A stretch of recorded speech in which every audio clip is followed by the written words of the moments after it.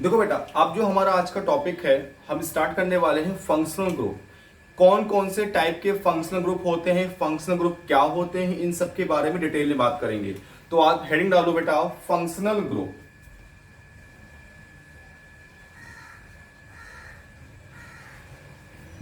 Functional group Hindi में बोलते हैं क्रियात्मक समूह। सबसे पहली बात बेटा, फंक्शनल ग्रुप का मतलब जैसे है, मान लिया आपका कोई हाइड्रोकार्बन है RH। आपने कोई एक ग्रुप लिया, फंक्शनल ग्रुप कोई लिया, आपने हाइड्रोजन को रिप्लेस करके कोई ग्रुप लगा दिया। ठीक है, तो ये तो आपका हाइड्रोकार्बन हो गया, बट ये डेरिवेटिव हो गया, और ये क्या है आपका फंक्शनल ग्रुप। फंक्शनल ग्रुप क्या बताएगा, किसी भी कंपाउंड में फंक्शनल ग्रुप का काम ये होता है, उस कंपाउंड की केमिकल नेचर को डिफाइन करता है।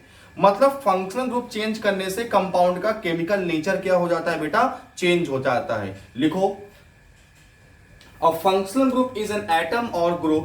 A functional group is an atom or group. A functional group is an atom or group. Atom or group of atom present in a molecule. Present in a molecule. Present in a molecule that gives the chemical property of molecule, या that define the chemical property of molecule। मतलब किसी भी compound में या किसी भी simple सी बात hydrocarbon में अगर आप फंक्शनल ग्रुप लगा देते हो, तो वो फंक्शनल ग्रुप क्या करता है, उस कंपाउंड की केमिकल प्रॉपर्टी को डिफाइन करता है। जैसे मान लिया OH लगाया तो अल्कोहलिक है, उसकी रिएक्शंस कुछ और होंगी। अब आपने ईथर लगाया तो कुछ और रिएक्शंस हो जाएंगी उसकी। एल्डिहाइड लगाया तो कुछ और रिएक्शंस हो जाएंगी। मतलब जैसे जैसे आप फंक्शनल ग्रुप चेंज करोगे, वैसे वैसे उसकी केमिकल नेचर भी क्या होता जाएगा, कंपाउंड का चेंज होता जाएगा। अब तो मैं आपको क्या करूंगा, अब मैं फंक्शनल ग्रुप लिखूंगा और उनके नेम लिखूंगा। ठीक है, बिल्कुल बेसिक से बेटा चल रहा हूं, बेसिक से एडवांस हमारा टारगेट रहता है, बिल्कुल बेसिक से चलना है, एडवांस तक जाना है। आप यहां पर लिखो बेटा फंक्शनल ग्रुप, यहां पर उसका नेम, फिर यहां पे जो कम बढ़ेंगे, फिर यहां लिखेंगे फंक्शनल ग्रुप, फिर उनके नेम। ठीक है बेटा, मुझे फंक्शनल ग्रुप लिखना है और उनके नेम्स लिखने हैं, कौन कौन से फंक्शनल ग्रुप का नेम क्या होता है। ठीक है, सबसे पहला फंक्शनल ग्रुप बेटा आपका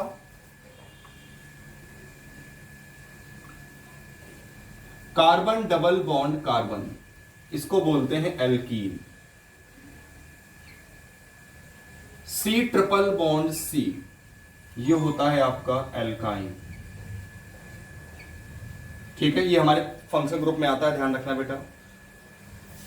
अगला होता है ROH, ये होता है आपका एल्कोहल। फिर आता है ROR, ROR का मतलब होता है कि ऑक्सीजन के बोथ साइड कार्बन होगा, तो इसको बोलते हैं बेटा ईथर। ठीक है, RSH, इसे बोलते हैं थायो alcohol.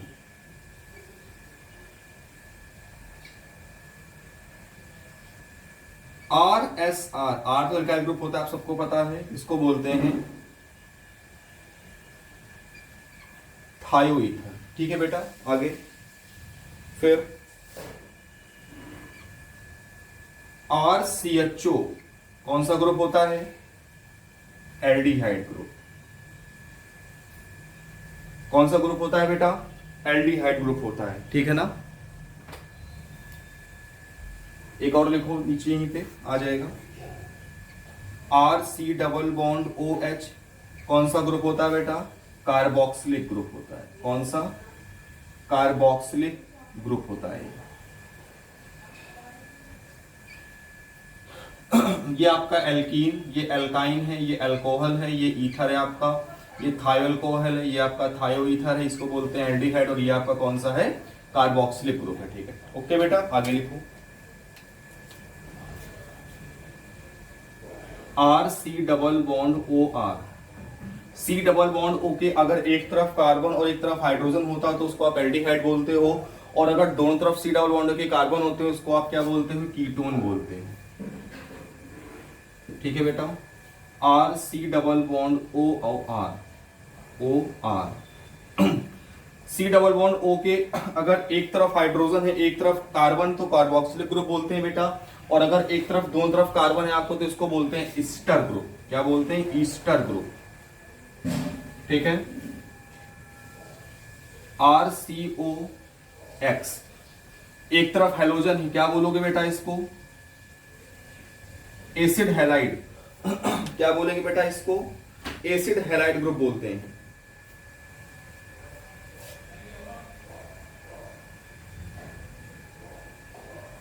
Next R C O N S two, इसको क्या बोलोगे? एमाइड। कौन सा ग्रुप है बेटा ये? एमाइड ग्रुप है। ठीक है, लिखो आगे। R C triple bond N, R C triple bond N कौन सा ग्रुप है? साइनाइड ग्रुप है। आर एन सी, ये कौन सा ग्रुप है आपका? आइसोसाइनाइड ग्रुप है। आइसोसाइनाइड ग्रुप है बेटा, नोट करो जल्दी से।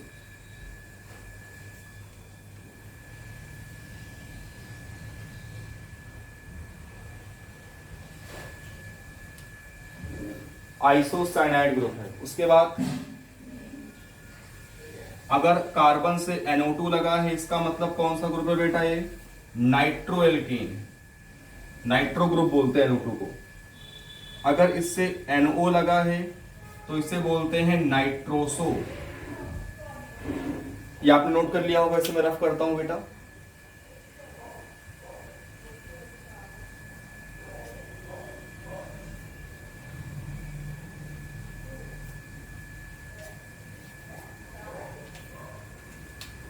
अगला R C double bond O, O C double bond O R, इसे बोलते हैं एनहाइड्राइड ग्रुप। ये कौन सा फंक्शन ग्रुप है बेटा? एनहाइड्राइड है, एसिड का डेरिवेटिव है। ठीक है, एनहाइड्राइड। देन आगे लिखो, अगर नाइट्रोजन से दो हाइड्रोजन जुड़े हैं, समझो अगर नाइट्रोजन से दो हाइड्रोजन अटैच होते हैं इसको बोलते हैं 1 डिग्री अमाइन, 1 डिग्री अमाइन। अगर नाइट्रोजन से एक हाइड्रोजन अटैच होता है तो उसको बोलते हैं 2 डिग्री अमाइन।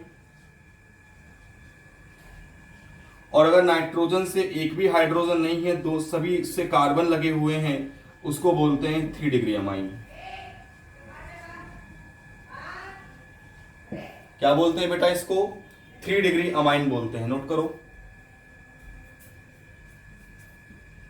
ये आपके क्या हुए बेटा? फंक्शन ग्रुप हुए सभी। ठीक है, जो आपके इंपॉर्टेंट हैं, आपसे पूछे जाते हैं, इनका यूज आएगा आपकी ऑर्गेनिक केमिस्ट्री में, बहुत यूज आएगा। ठीक है बेटा, नोट करो।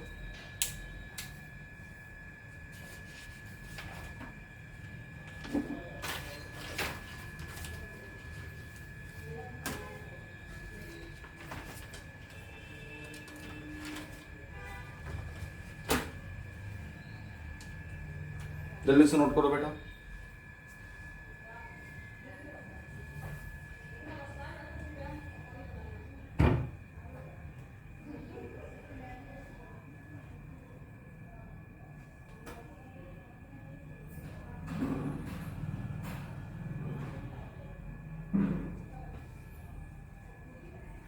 चलो अब आप देखते हैं, अब इस पे क्वेश्चन करते हैं।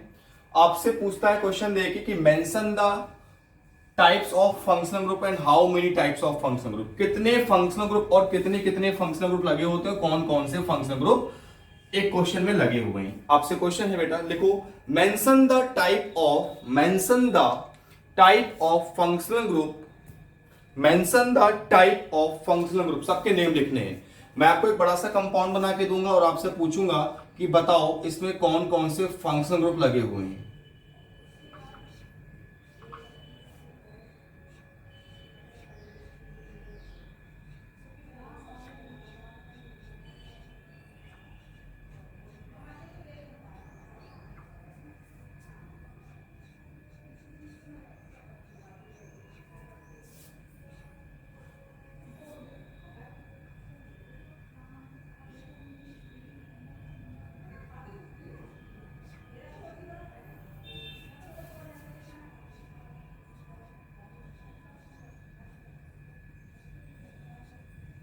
देखो इसमें कौन कौन से बेटा आपसे पूछ रहा फंक्शनल ग्रुप लगे होते हैं। और हाँ एक चीज और लिखना है, हेलोजन तो मैंने लिखे ही नहीं। ये एक्स क्या होता है, FCl Br I, इनको हेलोजन ग्रुप बोलते हैं। ठीक है, फ्लोरीन क्लोरीन ब्रोमीन आयोडीन। देखो बेटा कौन कौन से ग्रुप लगे बेटा, एक तो आपका एल्कीन लगा हुआ है, दूसरा आपका ईथर लगा हुआ है बेटा, कौन सा ईथर ग्रुप लगा हुआ है, ये आपका एनहाइड्राइड ग्रुप लगा हुआ है, ये आपका ईस्टर ग्रुप लगा हुआ है, ये आपका कार्बोक्सिलिक ग्रुप लगा हुआ है, और ये आपका हैलाइड ग्रुप लगा हुआ है। मतलब इसमें कितने फंक्शन ग्रुप में बेटा, 1 2 3 4 5 6 फंक्शन ग्रुप क्या है इस कंपाउंड पर क्या है लगे हुए हैं। ऐसे क्वेश्चंस आपसे एग्जाम में क्या करता है, एग्जामिनर या जेईई या नीट में क्या होते हैं बेटा, पूछे जाते हैं, जिनका हमें यूज करना होता है। अगर हमें फंक्शन ग्रुप के बारे में अच्छे से पता है तो हमारे लिए बहुत इजी होता है इनके क्वेश्चंस बेटा करना। ठीक है ना। अगला देखो, अब हम लोग जो बात करने जा रहे हैं, इंपॉर्टेंट कंसेप्ट की बात करने जा रहे हैं, वो हमारा इंपॉर्टेंट कंसेप्ट है अब IUPAC। बहुत इंपॉर्टेंट कॉन्सेप्ट है बेटा। अगला कॉन्सेप्ट कौन सा है हमारा, IUPAC नॉमेनक्लेचर, जिससे एक क्वेश्चन आता ही आता है। और बेटा आप ट्रस्ट करो कि बेटा अगर आपने बहुत अच्छे से वीडियोस को देखा तो आपके अंदर से ऑर्गेनिक केमिस्ट्री की IUPAC का जो भी डर बैठा है वो दूर हो जाएगा। एक एक कंसेप्ट को आपको मैं अच्छे से डिफाइन करूंगा, रूल्स लिखा के उनके ट्रिक्स बता के आपको डिफाइन करूंगा। और आप दुनिया का कोई भी IUPAC क्वेश्चन इन लेक्चर के बाद जब कंप्लीट टॉपिक हो जाए हमारा, तब देख लेना, आप करना, नो डाउट बेटा, विश्वास मानना, आपसे वो क्वेश्चन बिना डाउट के हो जाएगा। लेकिन आपको कंटिन्यूटी बनानी रखनी होगी, आपको प्रॉपर वीडियो वॉच करना होगा, जो भी डाउट आता है उसके अंदर आपको क्या करना होगा बेटा, क्लियर करना होगा। ठीक है, अगला हेडिंग डालो बेटा, IUPAC नॉमेनक्लेचर या nomenclature of organic compounds. Nomenclature of organic compounds.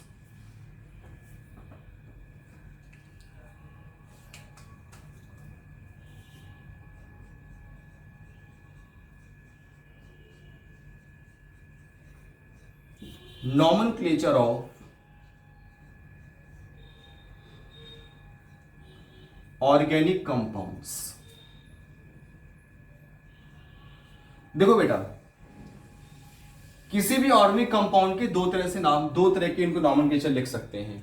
एक आयुपेक सिस्टम, दूसरा कॉमन सिस्टम, कॉमन नेमिंग जिसको बोलते हैं। देखो दो तरह की नेमिंग होती है इनकी बेटा, एक होता है IUPAC नॉमेनक्लेचर, इसको बोलते हैं नामकरण पद्धति, IUPAC नॉमेनक्लेचर। और दूसरा होता है ट्रिवियल सिस्टम या common naming, trivial system nomenclature या common naming.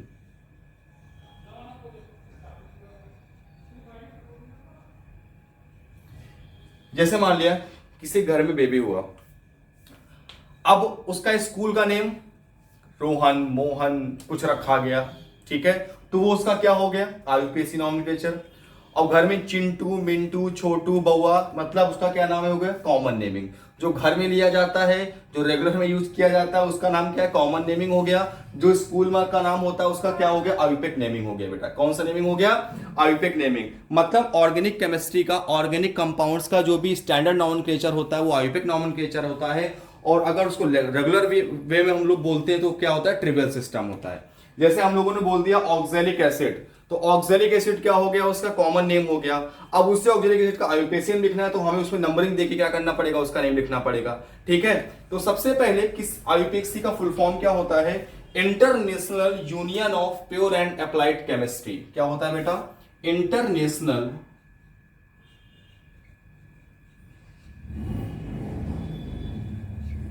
Union of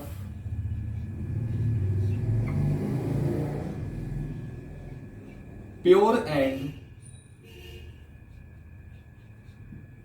applied chemistry, international union of pure and applied chemistry, IUPAC का फुल फॉर्म होता है बेटा। ठीक है, अब किसी का भी, अगर किसी भी ऑर्गेनिक कंपाउंड का अगर आपको IUPAC नेमिंग लिखना है तो उसके लिए हमारे पास एक रूल होता है, उसके लिए एक ट्रिक होती है, और उन ट्रिक के अंदर जितने भी टर्म्स आते हैं उनको अच्छे से दिमाग पे रखना पड़ता है।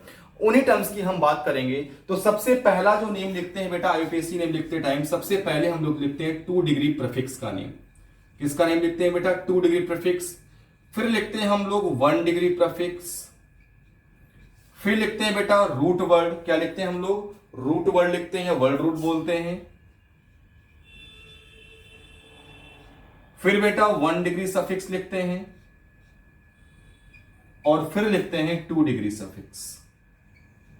ये सफिक्स क्या होता है, प्रीफिक्स क्या होता है, इन सब की हम डिटेल में बात करेंगे। लेकिन इस सीक्वेंस को फॉलो करना है हमें। ये हमारा आईयूपीएसी नेम लिखने का सीक्वेंस है। अब उस कंपाउंड में जिस कंपाउंड का मुझे नॉमेनक्लेचर लिखना है, अगर उसमें जो चीज नहीं होगी उसे हम स्किप कर देंगे, ठीक है। तो ये हमारा क्या होता है, ये हमारी ट्रिक होती है, ये हमारा सीक्वेंस होता है, जिस सीक्वेंस में मुझे ऑर्गेनिक कंपाउंड का आईयूपीएसी नेम क्या होता है, लिखना होता है। तो अब सबसे पहले हेडिंग पड़ेगी बेटा वर्ड रूट। हेडिंग पड़ेगी वर्ड रूट। वर्ड रूट क्या बताता है? मुझे जिस कंपाउंड का, जिस ऑर्गेनिक कार्बन कंपाउंड का मुझे नॉमेनक्लेचर लिखना है, उसका आईयूपीएसी नेम लिखना है, उसमें कितने कार्बन एटम प्रेजेंट हैं, उसमें कितने पेरेंट कार्बन एटम प्रेजेंट हैं, उसके बारे में कौन बताता है? वर्ड रूट बताता है। कौन बताता है बेटा? वर्ड रूट डिफाइन करता है, ठीक है। लिखो जरा बेटा, it tells us about the number of carbon atoms present in parent carbon chain। कहां पर? देखो दो तरह कार्बन चेन होती हैं, एक होती है पेरेंट कार्बन चेन, एक होती है side chain. Parent carbon chain वो कार्बन चेन होती है बेटा जिसको हम नंबरिंग देते हैं, और साइड चेन वो होती है जो नंबरिंग देते टाइम छूट जाती है। अब कैसे छूटती है वो उन सब चीजों की बात हम रूल्स में करेंगे और आपको बताएंगे, जो आपको प्रॉपर वे में समझ में आएगा। तो ठीक है, अगर पेरेंट कार्बन चेन में बेटा एक कार्बन है, अगर पेरेंट कार्बन चेन में एक कार्बन है बेटा, तो आप इसके लिए क्या यूज करोगे? मेथ। 2 कार्बन के लिए क्या यूज करोगे बेटा? एथ। 3 के लिए क्या यूज करोगे? प्रोप। 4 कार्बन के लिए क्या यूज करोगे? ब्यूट। 5 कार्बन के लिए क्या यूज करोगे बेटा? पेंट। 6 कार्बन के लिए क्या यूज करोगे बेटा? हेक्स। 7 कार्बन के लिए क्या यूज करोगे बेटा? हेप्ट। 8 कार्बन के लिए क्या यूज करोगे? ऑक्ट।